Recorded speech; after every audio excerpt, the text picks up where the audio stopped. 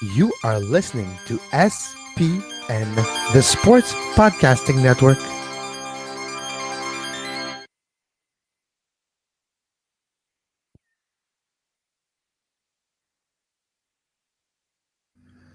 And we are live at soccer today. No intro today, but Duane, a busy week. We had a special U20 show yesterday, but today we have a special guest.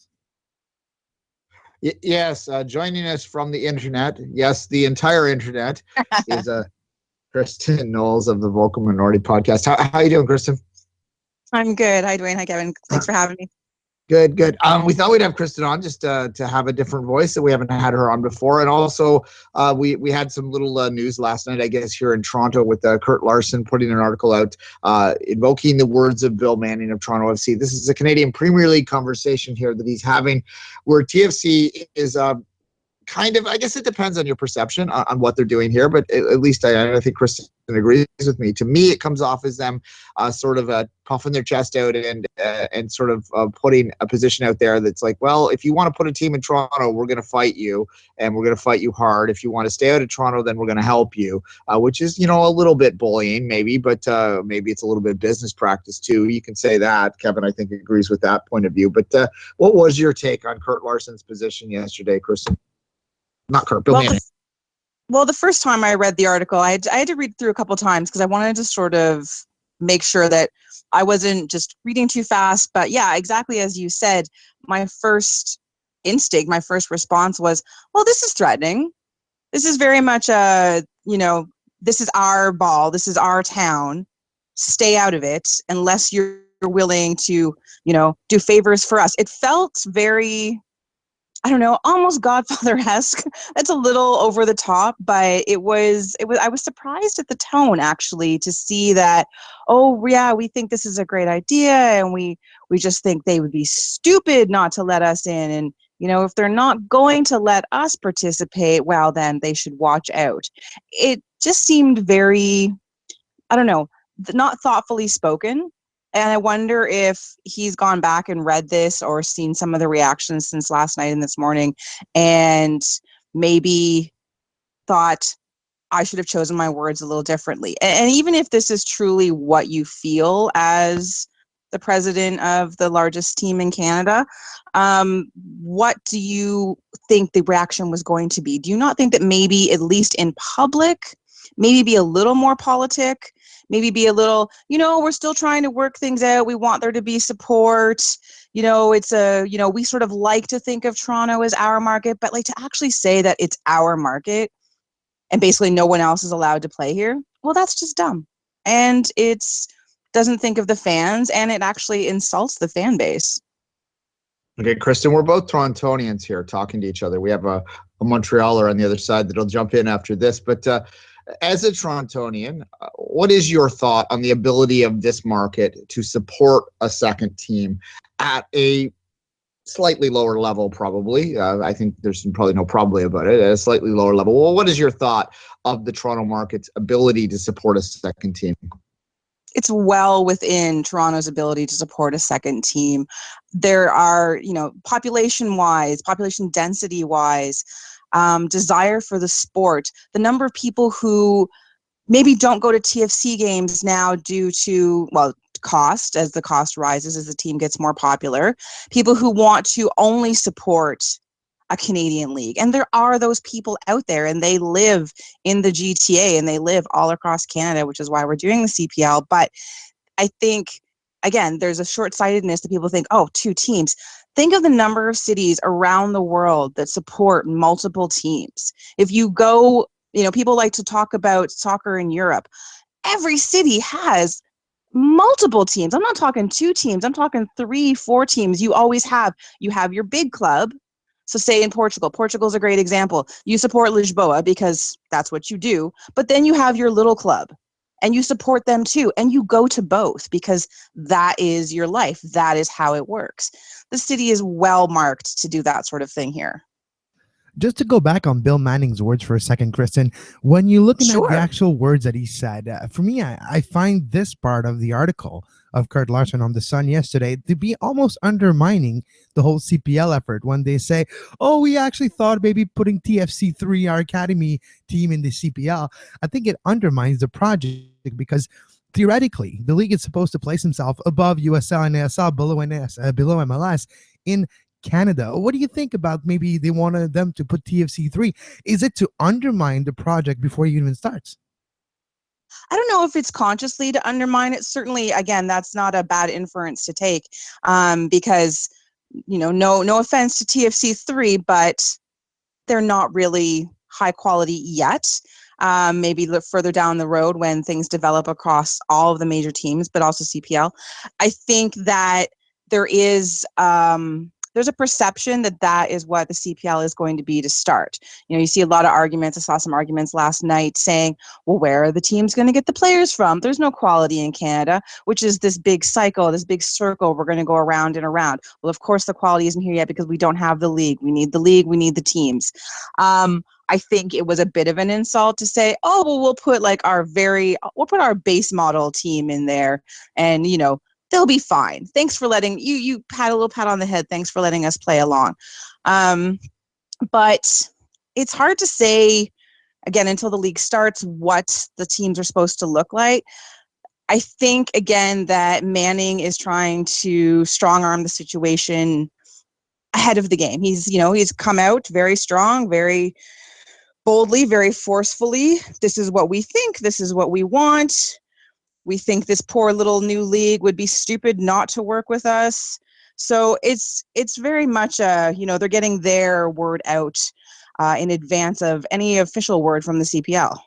And those opinions by Bill Manning stems from a conversation he had with the Hamilton Tiger Cats owner, which is one of the major investor and people in the project of the CPL with Paul Byrne as we speak.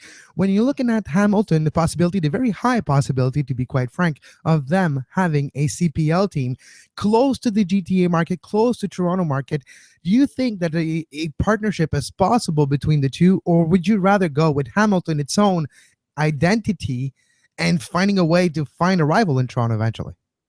Absolutely the latter.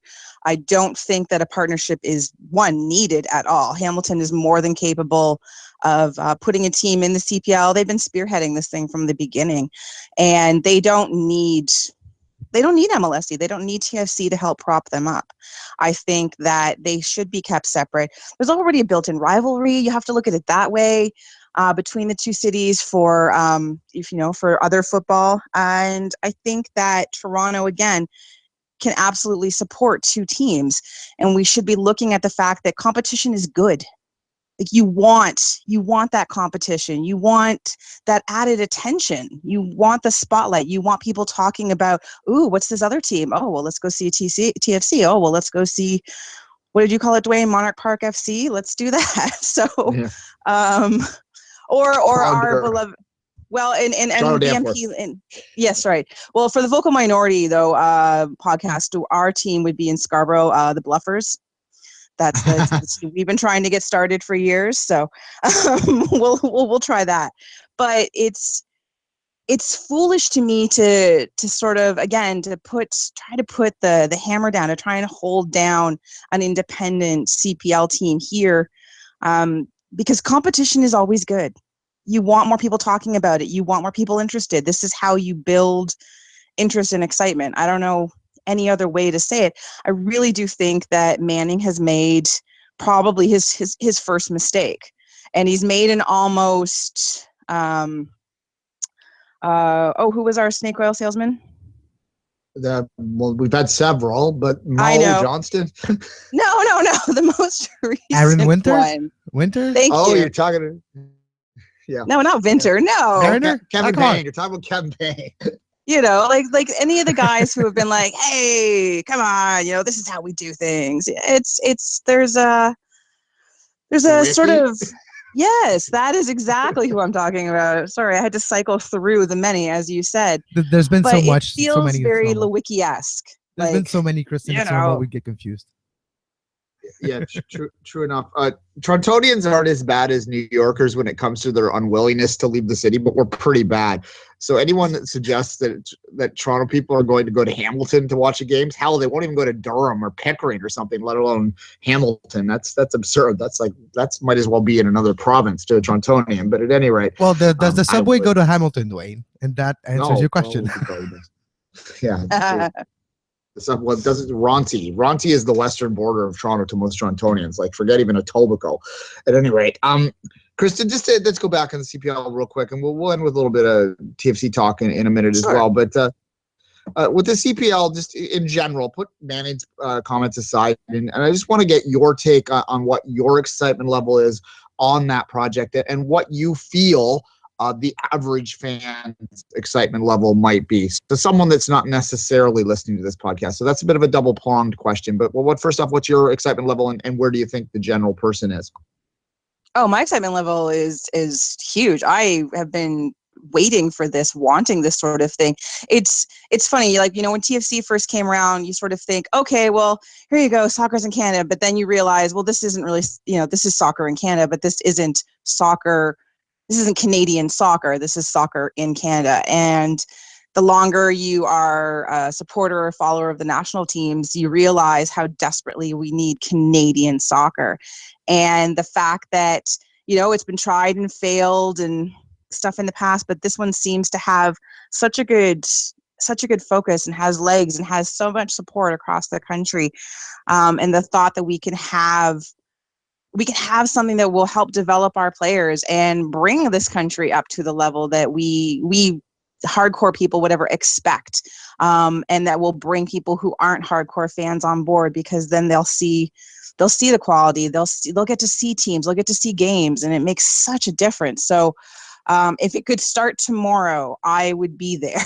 It's such an impatience thing now, and even though we know we have to be patient because we want to do it right, it's difficult to not have it already. And we just, I want it to happen immediately. Average Canadian fan, I think, is as excited.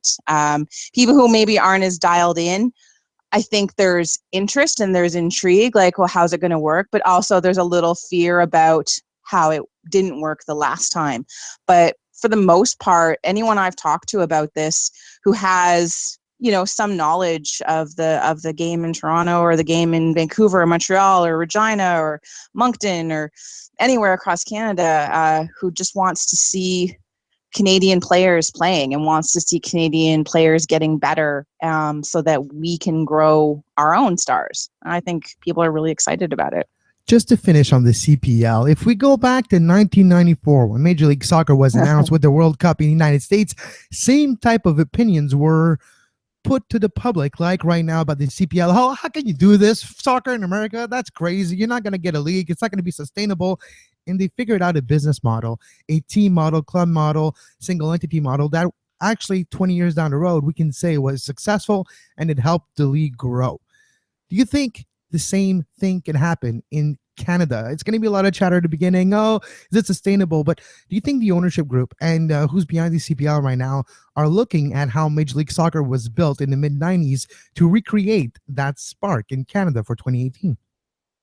I don't know if they're looking to recreate it as a business model, but in terms of creating a spark, absolutely. There's a lot of eyes going down the road, not too many years from now, for that multi-country bid between Canada and the US for the World Cup. And this has to be something that is trying to gear up towards that, to be in place, to being productive when that happens. So that's something that sort of rolls into that. But yeah, Canadian soccer needs that spark, and people want that spark. And I think that there will be a surprise at how people take to it. Like, look at all the supporter groups that have sprung up for teams that don't exist yet. There's so much hope. They have, they have meetings, they have scarves, they have officers, they have websites, they have Twitter handles. They're so engaged and they're so already connected to something that is just an idea. The hope is so huge, and the desire for this at the local level as well as the national level, I think, is tremendous. All right, Kristin, let's move it to TFC. It's been, I think you've called it a boring off season on the Vocal So Minority. boring. I know you're used to the chaos there. Your review of the first 5 seasons had me chuckling a little bit there. I can't wait.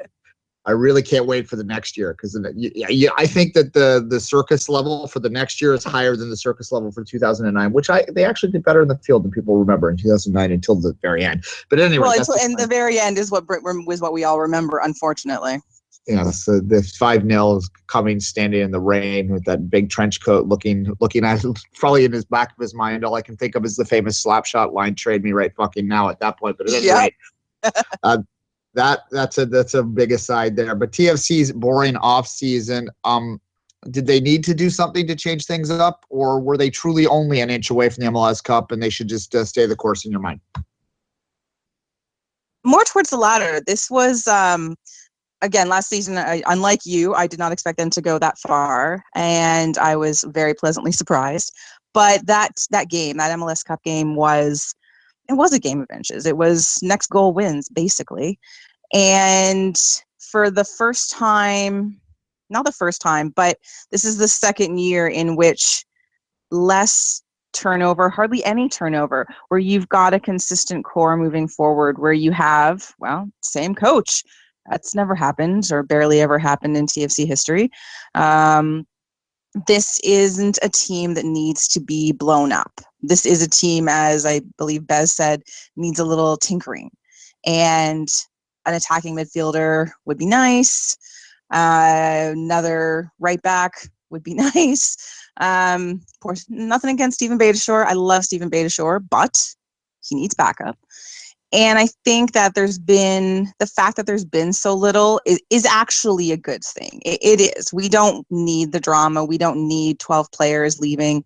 We don't need a bunch of guys being signed right out of the draft because we don't have anybody else. They want any team that's successful.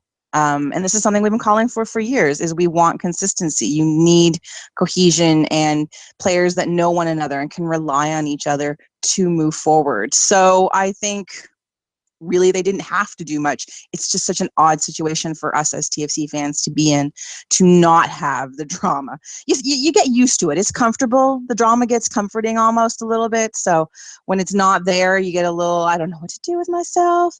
And then there's the team itself has been also quite quiet, both on social media and on their website. There hasn't been a lot sort of like coming from the team. So that's been a little weird too, not even like super hype from their off-season stuff. So that's been a bit different. And I think one of the other reasons why everyone's having trouble adjusting. They made some changes in the social media department. They got it. Yes, they did. So, yeah, pretty much. So that might be a reason for that. But at any rate, I think that without the virtue of a lot of big names coming in, there has to be some changes. Has to be some players stepping up that are either with the team, academy side, or like kind of peripheral last year, or maybe one of their draft picks. Is there someone that you think of right now that you're excited about and think might have a breakthrough this season that was not really on the radar last year? Oh, not on the radar at all. Raheem Edwards. He impressed everybody in his short time playing with the senior club. I think that this year I think he has potential to break out this year. But you know what? Someone who did play and I think surprised everyone partway through the season, who I think has potential to do a lot this year, is Jay Chapman. I know he was with the senior team and he actually ended up playing more than we expected, but he's still kind of almost a fringe player. And I think he matured very rapidly through his first few games, because we all remember his first few games. It was like, oh dear gods, Jade, no, Jade, no. There was a lot of I can't look moments with him in the beginning, but he progressed so rapidly. Very excited to see what he does this year. And writers for other blogs that I've talked to the last little few days about this exact thing, about the player they're watching for next year, his name has come up a lot. And that they're all sort of saying, well, I wonder what a full season for him will look like. Sure, Aubrey has a lot on his shoulders. So that will be interesting. And then, of course, Chris Mavinga. We'll have to see what happens there. And I think that there's a lot of hope in the sense that, can he play every defensive position? So I feel for both of them, I sort of feel like there's already advanced pressure on them, but this is what you do. This is why you're signed. This is why you're drafted. Yeah. So yeah, I think those are the ones that I'm thinking of anyway. One of the big news in this quiet off-season, Kristin, was the announcement by TSN and CTV a few weeks ago. There will be 7 games on national over-the-air broadcast television on CTV, and a bigger coverage, a bigger hype job, we can say, on TSN. As a Toronto supporter, as a Canadian soccer supporter, and a fan of the game in this country, what do you think this broadcasting change is going to bring to the product, through the teams, through the perception of the team in Canada? I'm not sure. We talked about this on our podcast this week as well, in terms of whether or not this was going to be a breakthrough for MLS in Canada or soccer in Canada. I think it can't hurt. Like you have it on what is Canada's biggest broadcaster, readily available on cable, and a number of really good opportunities to have people sort of stumble across it. Now, the funny thing is, at least for TFC games, I didn't look at the Whitecaps or the Impact games. They're all afternoon games. So that's a little different too. It's like time fill, but not quite. 4:30, 4 o'clock starts. Are people home? Are people out and about? But I think that having it on the biggest broadcaster is great. I do still lament CBC having games and having them broadcast on their website. I remember being in Spain watching TFC because I was away, but I was watching on the website. Everyone in my hostel was like, who is this crazy Canadian girl watching soccer? But I think that this is a start. I would have liked to see maybe more games, 3 or 4 for each club. TFC, of course, gets slightly more than the other 2 clubs, but 2 games each is good. But to me, it's just like, oh, well, we'll try you out for a few games. And if it doesn't work, well, we only wasted a few games on you. So I think I would have rather seen more of a commitment, actually, to say, well, you know what? We're going to give each team like 5 games this year and see how that turns out. TSN can have the rest, or whoever your local market broadcaster is, and we go with that. So it's not that I'm looking a gift horse in the mouth. It's just sort of perceptionally, what's the commitment here? Or is it being done as a lark? Oh, look, here's our wacky sport of the week. It's soccer in Canada. Do you know what I mean? Like, you look at it, you can see it from both sides. I think it's good. I think it could be more. It's like the old wide world of sports with the, crazy little cliff diving and stuff like that. Is that what you mean? Like That's exactly what was going through my head when I was saying that. Yep.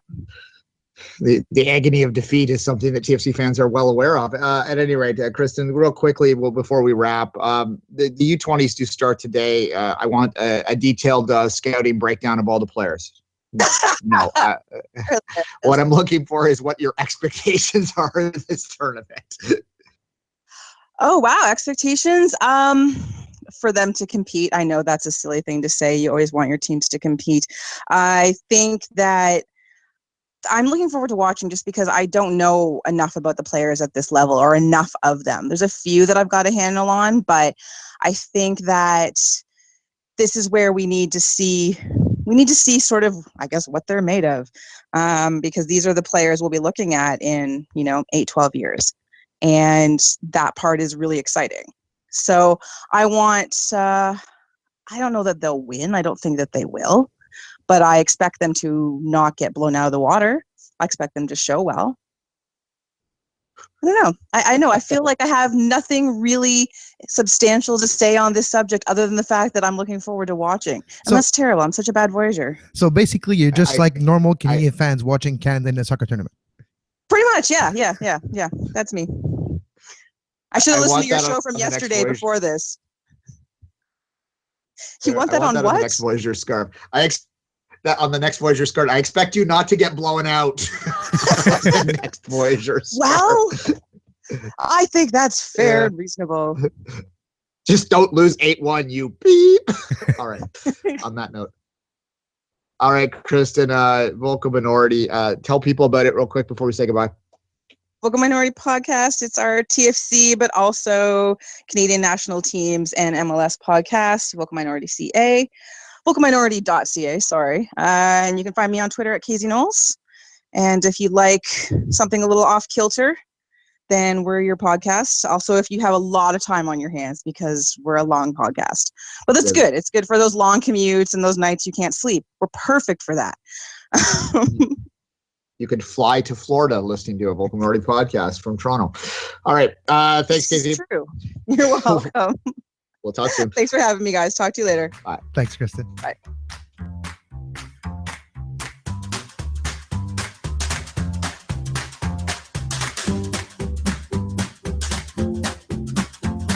You are listening to Soccer Today, live on SPN Radio.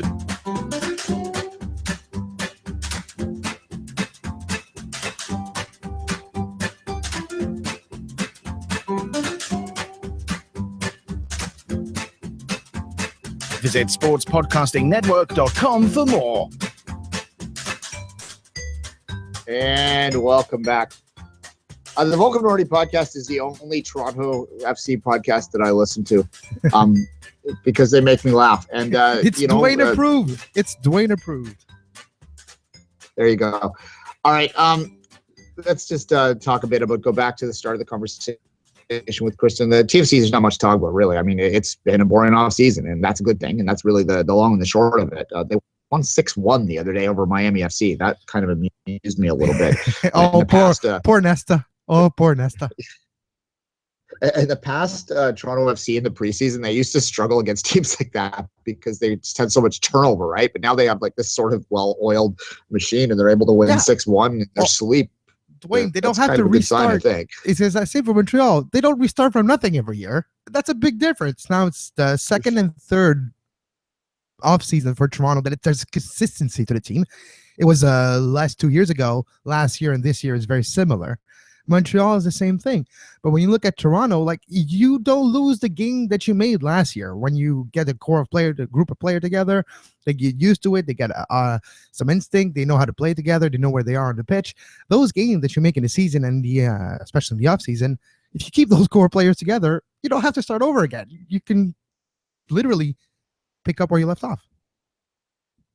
Fair enough. All right, let's move back to mayonnaise talk. I know your take on it's a little different. That could be because you're not in the Toronto market. Just you have maybe a less sort of like personal stake in the comments, so maybe you're able to look at them clearer. So why don't you give me your take? Well, there's a soccer way to look at it, and there's a business way to look at it. When I look at it, the sporting side, the soccer side, we all want more soccer, especially if you're a soccer fan. So I wouldn't mind like 2, 3, 4, 10 soccer teams. If is it sustainable? That's the other question.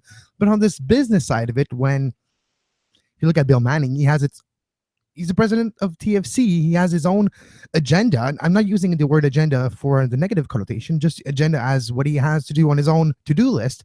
And it's very different than another business would have. So in your own market in Toronto, if you are them, I can understand in a way that you're trying to eradicate competition even before it gets there, and it's not a shot across the bow, but that's pretty much how it looked like.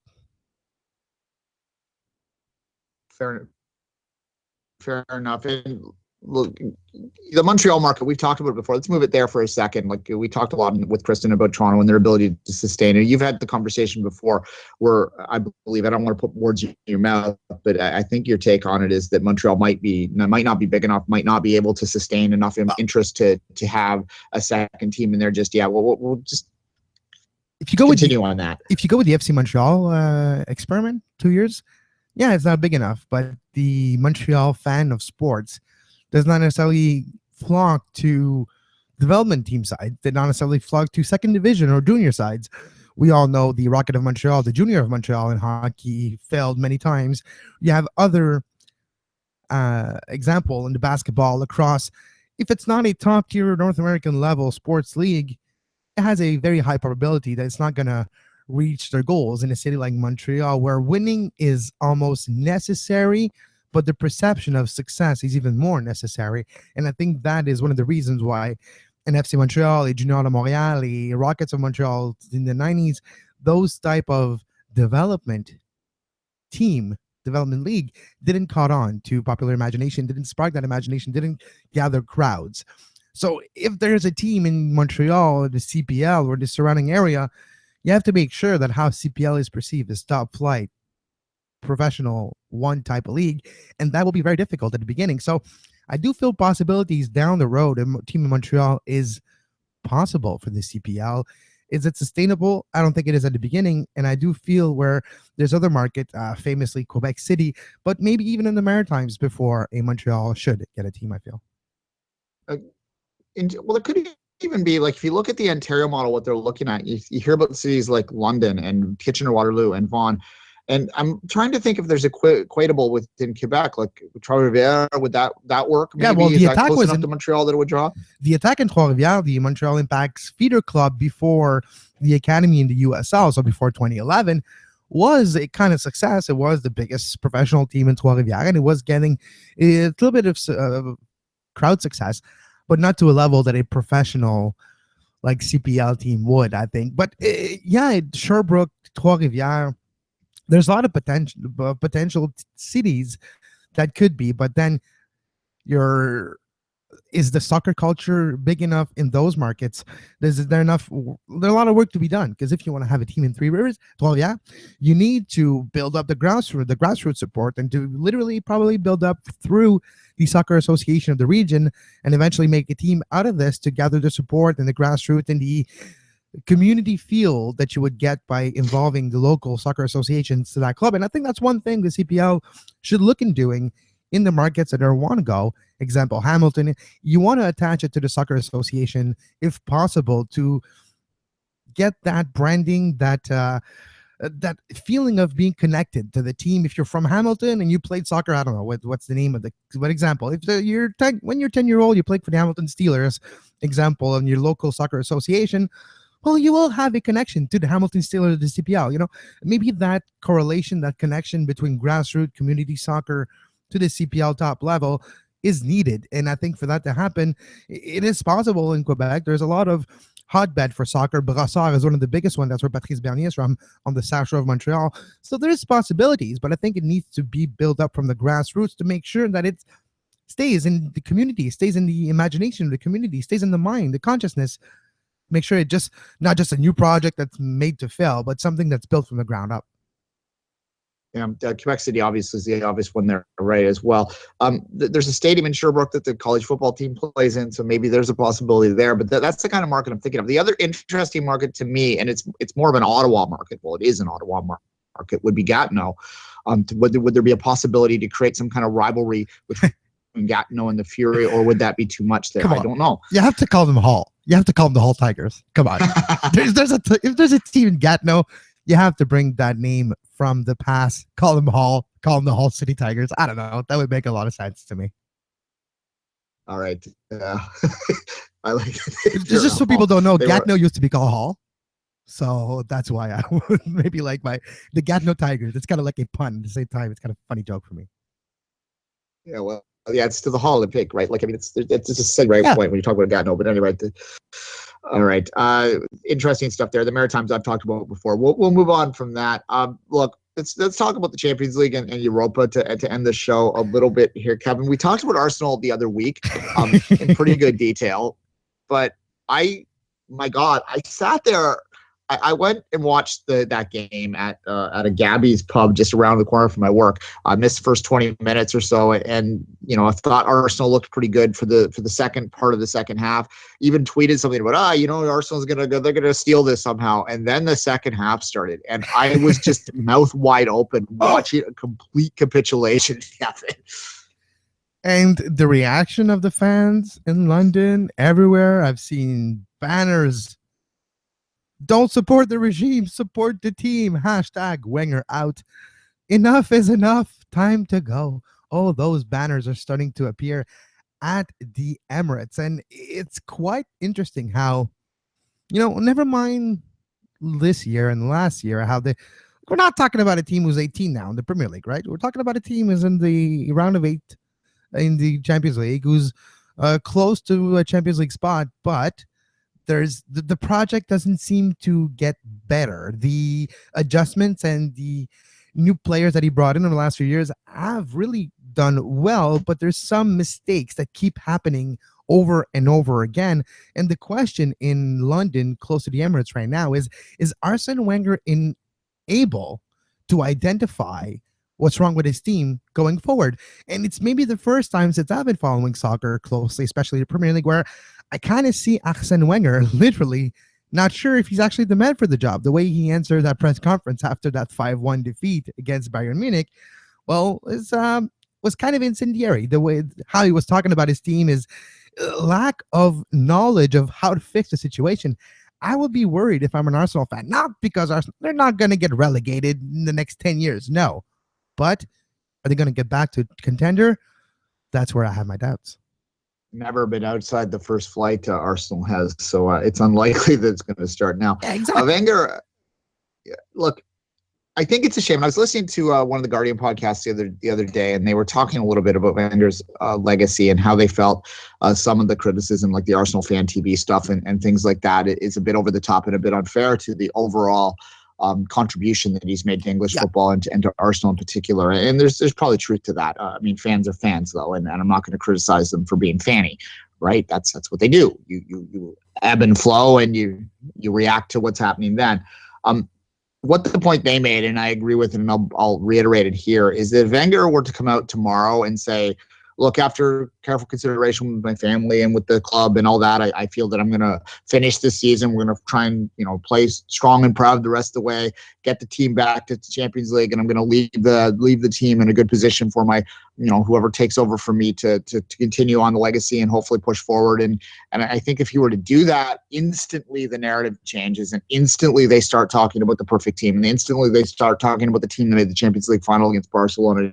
Instantly it starts to become about all the good things he did. But right now everyone's just focusing on the fact that it seems like perhaps the Premier League has passed him by, and certainly the Champions League, well, they found their level. Their level is the round of 16, where they have gone out in multiple years in a row. They haven't won the first leg of the round of 16 tie in something like 5 straight years. And obviously, when you're a club of Arsenal's size and stature, you want to do that. I feel, and I've had this conversation with Arsenal fans before, where Arsenal might be the biggest and richest club to never have won the Champions League. And that is a shame, I think, on some level. They're so well supported around the world. But I don't believe, and I think that I'm not speaking out of turn here or saying anything controversial when I say I don't think that as long as Wenger's in charge with what he's doing and the approach he's taking, I don't see that changing anytime soon, Kevin. And just as a caveat to Wenger's longevity and what he has achieved in the last, I was going to say 20 years, but more especially in the last 10 years, to bring the teams where they were in the Premier League in 2004 with, it was starting, the big money, the big foreign players, big signing were starting. And he was able to maneuver Arsenal in that time period to make more money, to raise the level and to keep Arsenal's level, their profitability, their revenue, their expenses. He has worked with that very well. So in the last 10 years, if you go even more than that, from the perfect team of 2004 moving onwards, he was able to maneuver the ins and outs of the transfer markets and the expenses, and never going all out spending 500 million like some clubs, but actually being some sort of conservative the way he was dealing the team. But the guy who received the checks at the end of the day was very happy, and that's one of the reasons why Wenger has been here for so long, is how it is literally he's prolific in making money for that club. Yeah, and look, I think that you kind of hinted at something there that's true about Arsenal as well, is that as long as he's in charge, the arrows are going to be pointed at him and not necessarily at their board, not necessarily at their management decisions about how they choose to run that club and how they choose to spend the vast amount of money that they make. It is the most expensive ticket in England, perhaps in European football.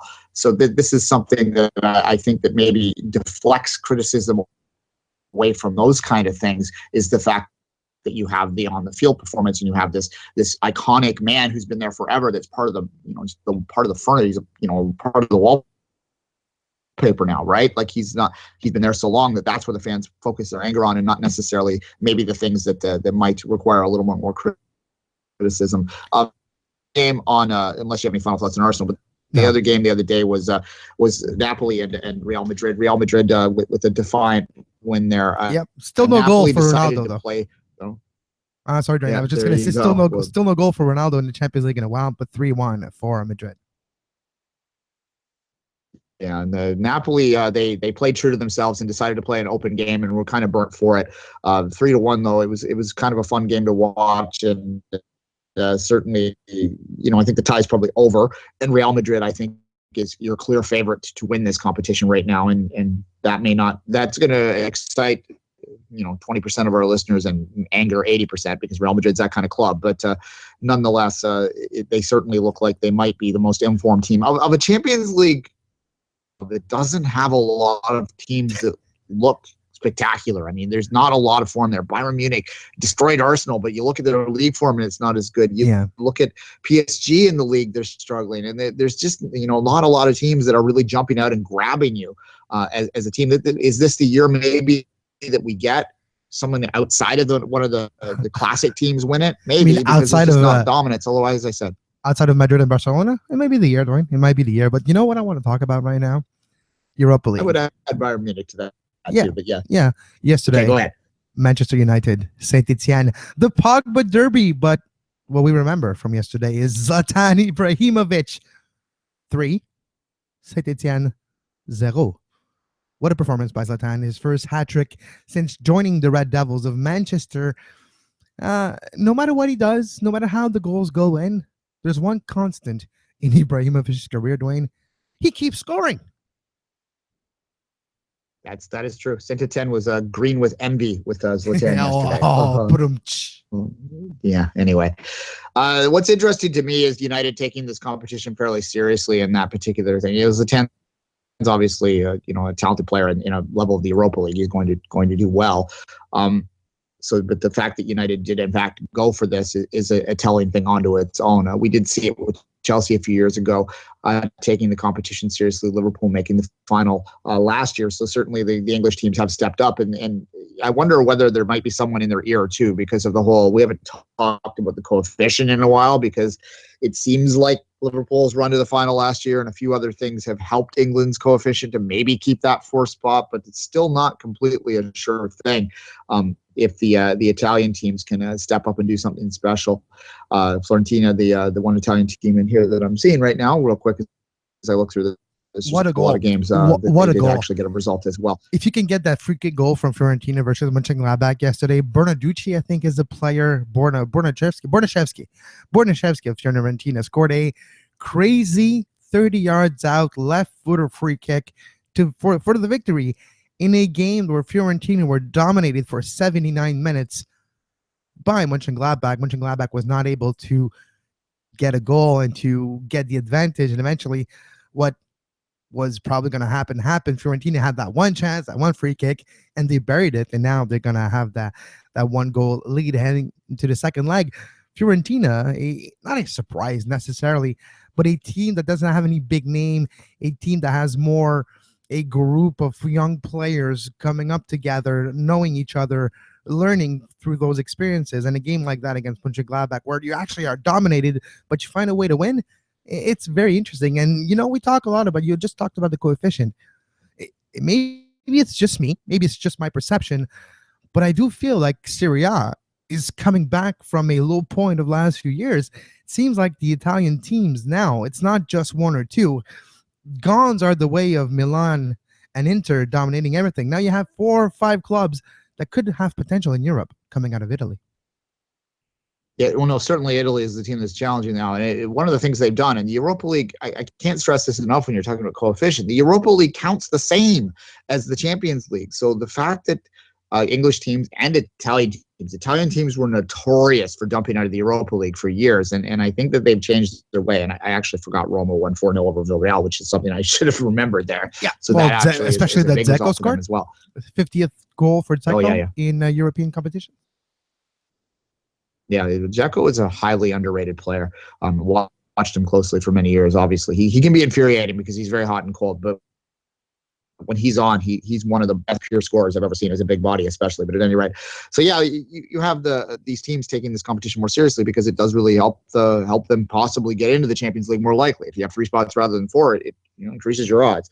Other big teams, just looking at these results going through here, United, as I said, Roma with the 4-0 win. Fiorentina, we talked about there. Lyon 1-4-1, big win there. The one upset of the day. Sorry, go ahead, Kevin. I was going to say big game for Lyon, where the goaltender for AZ made a big save and then dislocated his left shoulder. They had to sub the goalkeeper for AZ, former club of Josie Altidore from the Netherlands, and they had to change the goalkeeper. It was 2-0 down when that happened. Eventually finished 4-1 for Lyon. A big win on the road for the Olympique Lyonnais. All right, Spurs continue to Spursy it. 1-0 loss to Ghent. Besticus with a little Canadian content there. Tiba's looking like they're going to be going to the round of 16. That's good for him. Schalke with the win as well. That's another big side. The team did not sleep on is Rostov. Those type of teams, those Eastern teams, tend to do very well in this. They had a big 4-0 win over another Eastern team in Sporting Prague yesterday as well. Some other results. Fenerbahce lost to some team I'm not going to pronounce correctly, so there you go. Only one draw in the round. FC Krasnodar? Yeah, there you go. Krasnodar. Yeah. Krasnodar. Only one draw on the day. Liga Warsaw and Ajax 0-0. There you go. Liga, right, I'm always surprised by Warsaw, Duane. They always play good. Yes, Ajax is not what it used to be. We're not talking about the club power of the Netherlands of the 1990s, no. But still, Ajax is a nice scalp to have in your collection. And Liga, slowly, are having a few scalps over the last couple of years in Europe, either in the group stage for the Champions League or in the knockout stage in Europa League. In the last few years, they haven't literally bowed down to anybody. They're trying, and they got some great results, surprising one over the years. All right. Sorry, I misread. There was another draw. Olympiacos with a 0-0 draw with Osmanlenspor, I think. All right, you don't pronounce Krasnodar, but you try to pronounce that one? That's even worse. There you go. Where are they from anyway? I should know this. I would say Europe. But, I would say Europe, but I'm not sure. That sounds like they're one of those sort of South Asian kind of teams there. Yeah, right, that's probably from Turkey. Osmanlispor is probably from Turkey, in my opinion. That makes a lot of sense. Yeah, you know what? We have something called Google, so we're gonna figure it out. Osmanlispor. There we go. This is some riveting radio. Oh, it's great radio. It's great radio. They are from, that doesn't help me. Yeah, we were right. It's a team from Ankara in Turkey. Turkey. The capital of Turkey. Yeah. I should know that. I mean, we don't get the Turkish league here. I wish we did. I'd watch it a little bit more. Well, there's really only 3 teams in it, but there's 4 now. Right, we figured the 4th one. Before I insult any more Turkish followers out there, and I know some Turkish friends, so hopefully they're not listening, I am going to say goodbye. But if you have any final thoughts, Kevin, share them now. We'll be back Monday, a little later Monday, for next week. Next week is a special week. We're having a few days off next week. Both Duane and I have prior commitments, and it's our holiday of the training camp before we move on to the regular season coverage. So next Thursday and Friday of next week, there won't be a live show. There will be some more shows available on the network throughout the weekend, but we'll be back this Monday, a little later in the day, for a Soccer Today. And until then, do not forget the FA Cup this weekend. Go Sutton Town. You can create another upset. Maybe not, but 5th round of the FA Cup this weekend. And until Monday for Soccer Today, well, have a great soccer. You were listening to SPN, the Sports Podcasting Network. Visit us, sportspodcastingnetwork.com.